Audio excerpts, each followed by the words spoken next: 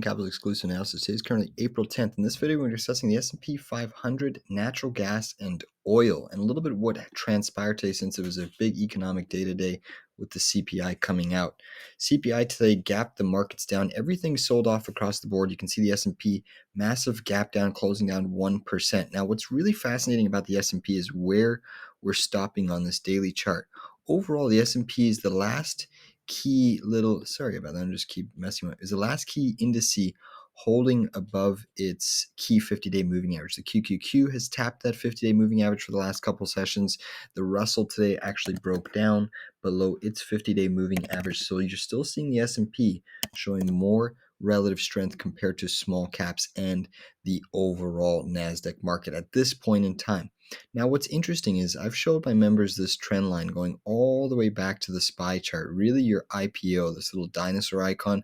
That's kind of the IPO of this S&P SPY ETF, connecting to your pivot high in your .com crash, connecting to your 2021 pivot high here, kind of your 2022, and then going all the way through this 2024 chop. That is a long term. That's a 24-year trend line where we've actually traded above it for a couple consecutive weeks. And now it does appear the market is potentially running out of steam. I'm trying to see a little bit of a breakdown in the near term. So I'm watching that trend line ever so closely because I do think that if we fall below that, there's really not much support from this zone until your previous all-time high, which is sitting back at 480. So definitely keep this upsloping trend line.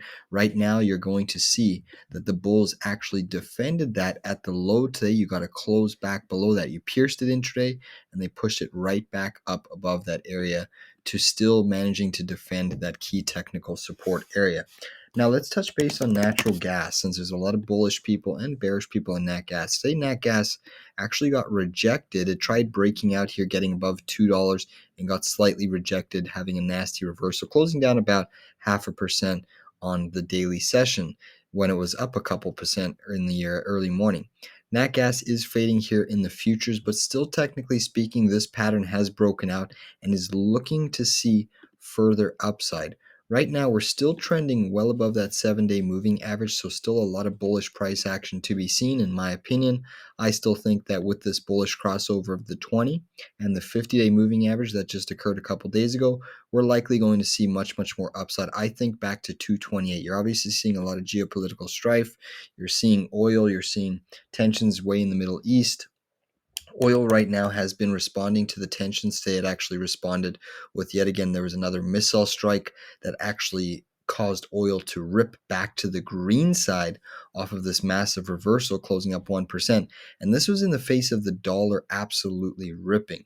So right now, you really need to pay attention to what interest rates continue to do, because there was a huge technical breakout.